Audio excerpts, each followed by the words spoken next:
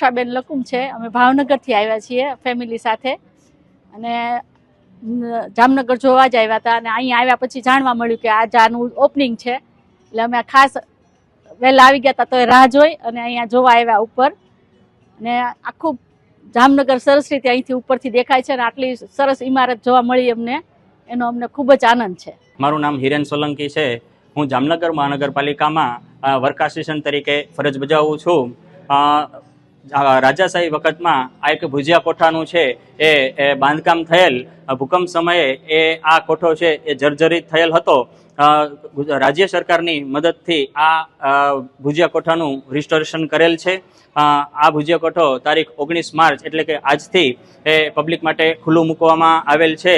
એમનું ફૂલહારથી સ્વાગત કરી અને લોકોને અમે આવકાર્યા છે। ખૂબ જ ઉત્સાહથી બધા અહીં ભુજિયા કોઠાનું નિહાળવા માટે આવી રહ્યા છે।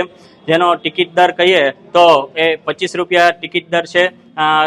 કેમેરાની છે ટિકિટ અલગ રહેશે, પ્રોફેશનલ ફોટોગ્રાફીની પણ ટિકિટ અલગ રહેશે, તેમજ ફર્સ્ટ અને સેકન્ડ ફ્લોર સુધી છે એક સાથે 50 માણસોને એન્ટ્રી આપીશું અને એની ઉપરના માળમાં છે એ એક સાથે 25 માણસોને એન્ટ્રી આપી શકશું। વ્યવસ્થાના ભાગરૂપે અને કોઈ પણ આકસ્મિક બનાવ ન બને તે માટે આ વ્યવસ્થા કરેલ છે। તેમાં સૌનો સાથ અને સહકારની જરૂરિયાત રહેશે।